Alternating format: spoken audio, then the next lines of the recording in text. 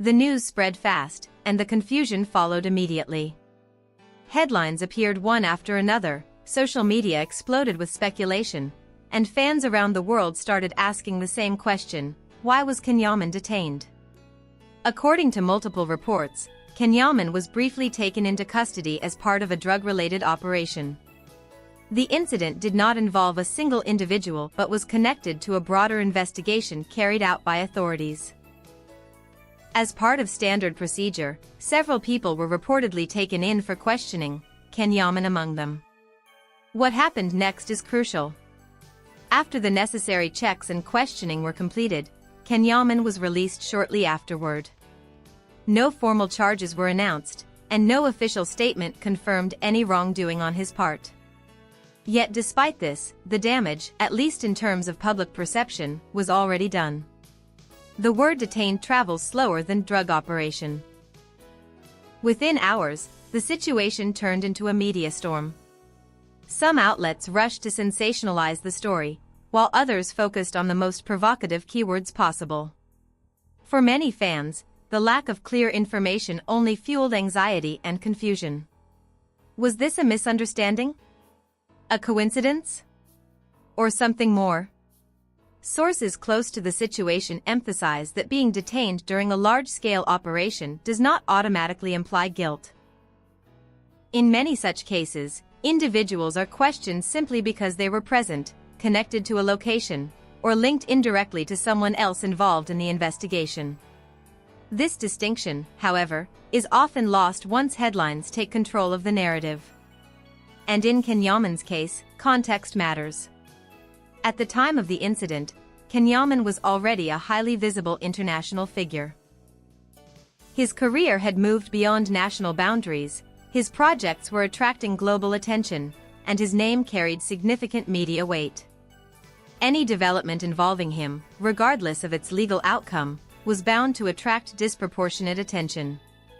What might have been a routine procedural step for an unknown individual became breaking news when attached to his name. Reports indicate that after his release, Can Yaman did not immediately address the situation publicly.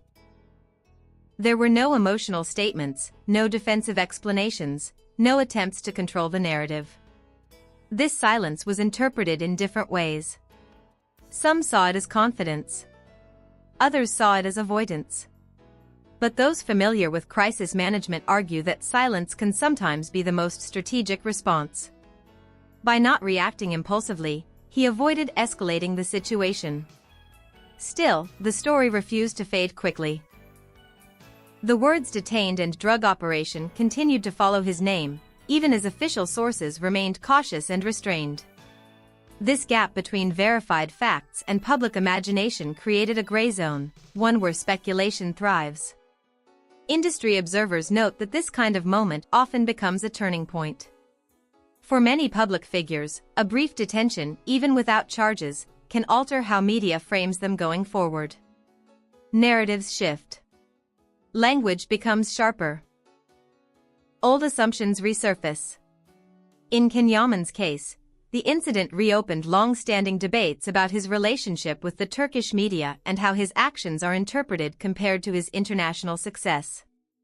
Supporters argue that the situation was exaggerated beyond its factual basis. Critics claim that public figures must accept scrutiny as part of their visibility. Between these two positions lies a quieter truth: once a name is linked to controversy, clarity becomes harder to achieve. What is clear, however, is this: Can Yaman walked out free. No charges. No confirmed accusations. No legal consequences made public. Yet the questions remained, not because of what happened legally, but because of how quickly perception took over facts. And this was only the beginning of the story. What happened to Can Yaman that day might have remained a brief procedural note in official records, if not for the way it was reported. Within hours, a routine detention during a broader operation transformed into a full-scale media storm.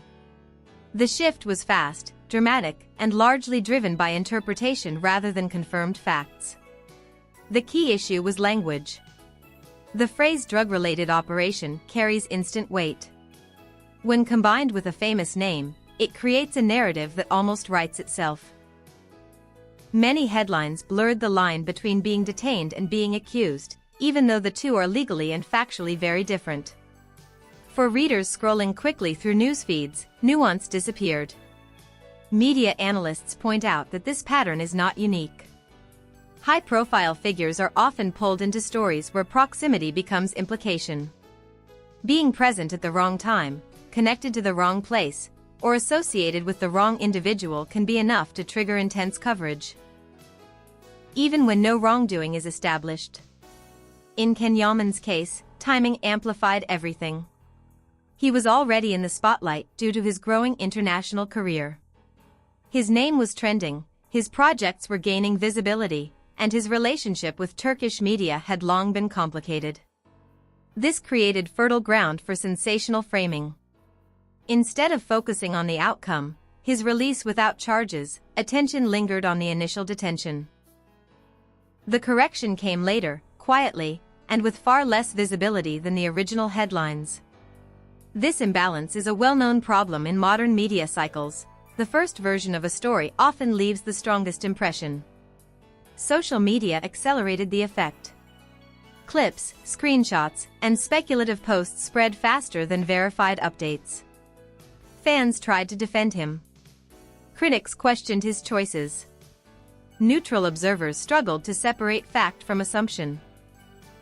In this environment, clarity became secondary to reaction. According to crisis communication experts, this is where silence can become powerful. Can Yaman's decision not to respond immediately disrupted the typical cycle of escalation. Without emotional statements to dissect or misinterpret, the story had fewer angles to expand into.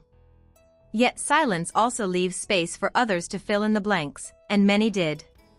What followed was a subtle shift in tone. Some outlets began reframing the story, emphasizing that he had been released and that no charges were filed. Others doubled down on implication, focusing on what could have happened rather than what actually did.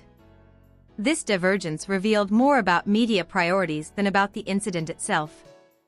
Behind the scenes, sources suggest that Can Yaman's legal team advised restraint.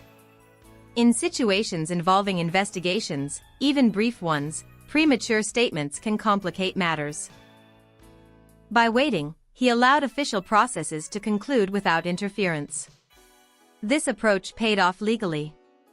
There were no follow-up actions, no summons, no public accusations. The case, as far as official records indicate, did not progress further. But reputationally, the episode lingered longer than its factual lifespan. For Can Yaman, the incident highlighted a recurring challenge: how quickly narratives can be shaped by perception rather than proof. It also reinforced the risks of fame in an era where visibility magnifies every detail. Fans who followed the story closely noticed something else. After his release, Can Yaman appeared more guarded in his public presence. Interviews became rarer. Statements more measured. Observers interpret this as a learning moment, not of guilt, but of awareness. The storm eventually faded, as media cycles always do. New stories replaced old ones.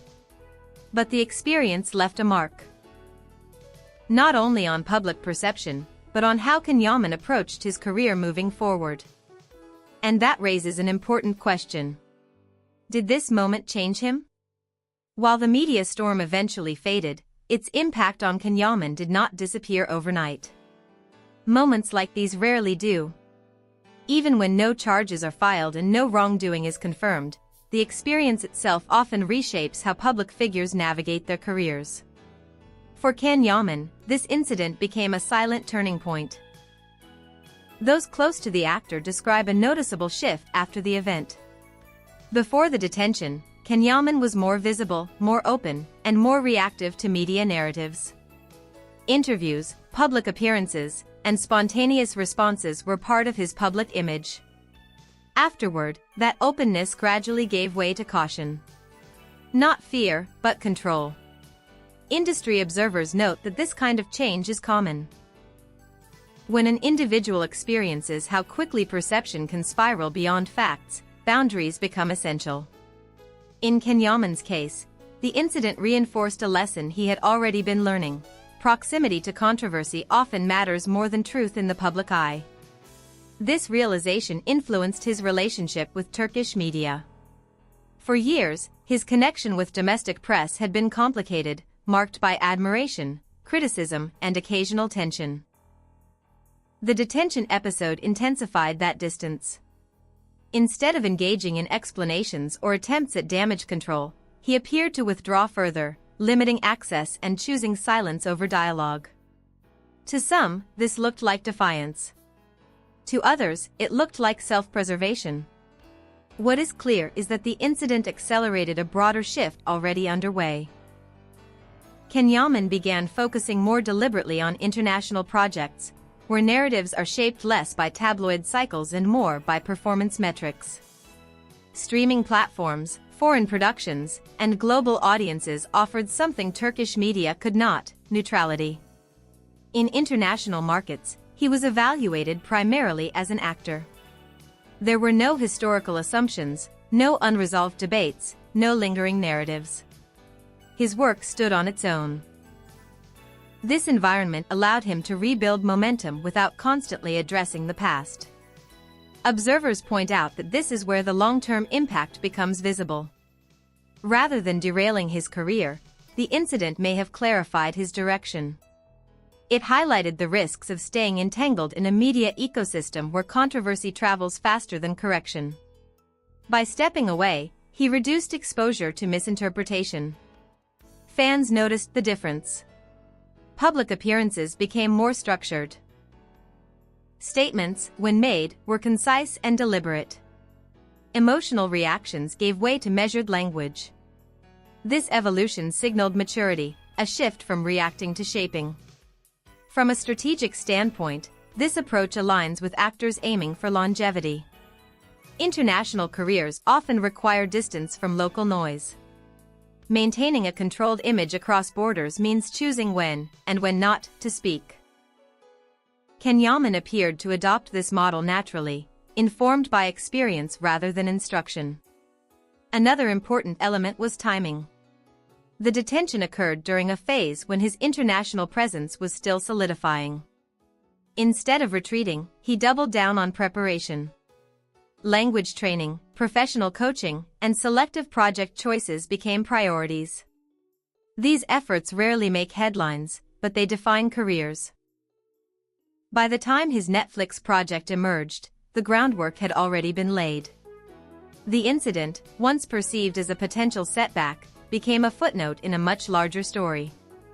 Viewers encountering Can Yaman for the first time through streaming platforms had no reference point for the controversy. They saw only the performance. This disconnect between local perception and global reception is telling. It underscores how fame is no longer singular or centralized. An actor can be controversial in one market and neutral in another, sometimes simultaneously. Can Yaman's experience embodies this reality. As time passed, the incident lost its power to define him. What remained was a clearer sense of control, direction, and independence. And that leads to the next chapter. Because when Netflix entered the picture, everything changed again, not as a reaction, but as a culmination. By the time Can Yaman's name returned to headlines through Netflix, the incident that once dominated conversations had already lost its grip. What was once framed as a defining moment had quietly become a background detail. This shift did not happen by chance, it was the result of distance, strategy, and time. The detention, brief and unresolved in legal terms, never progressed beyond a procedural event. No charges followed. No official accusations emerged. And yet, for a period, it carried a weight far heavier than its facts justified. This imbalance revealed something fundamental about modern fame. Perception often travels faster and lasts longer than truth. Can Yaman understood this early. Instead of fighting the narrative head-on, he stepped away from it. He did not attempt to rewrite the story through interviews or emotional responses. He allowed silence and worked to do what explanations often cannot: restore balance. Over time, the absence of new material caused the story to fade. Distance became his strongest tool. By shifting his focus to international projects, he removed himself from the environment that amplified the controversy in the first place. Streaming platforms and foreign productions offered a neutral stage, where his past carried no assumptions and his presence was evaluated in the present tense. This change redefined how audiences saw him. For viewers discovering Can Yaman through Netflix, there was no context of detention or debate. There was only a performance.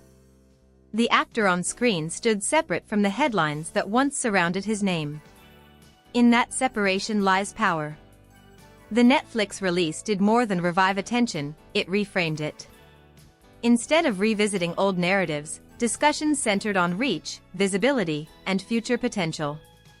The conversation moved forward. The past no longer dictated the tone.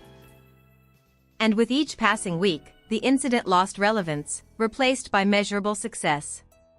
Industry insiders emphasize that this is how reputations truly recover, not through denial or confrontation, but through replacement. New narratives do not erase old ones, they make them obsolete. Can Yaman's current position reflects that reality.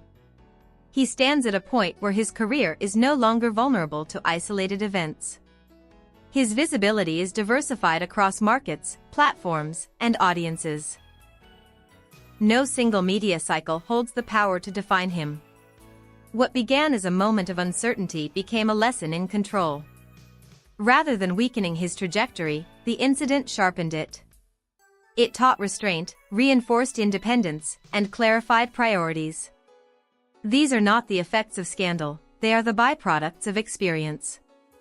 As January 2026 unfolds, Can Yaman's story is no longer about what happened during a brief detention. It is about what followed. A deliberate withdrawal from noise, a commitment to long-term strategy, and a return to the spotlight on his own terms. This chapter is now closed. Not because it was forgotten, but because it no longer matters. What matters is what remains, a career moving forward, defined by work rather than words, and by direction rather than reaction. And in that sense, the outcome is clear. Can Yaman did not survive the moment. He outgrew it.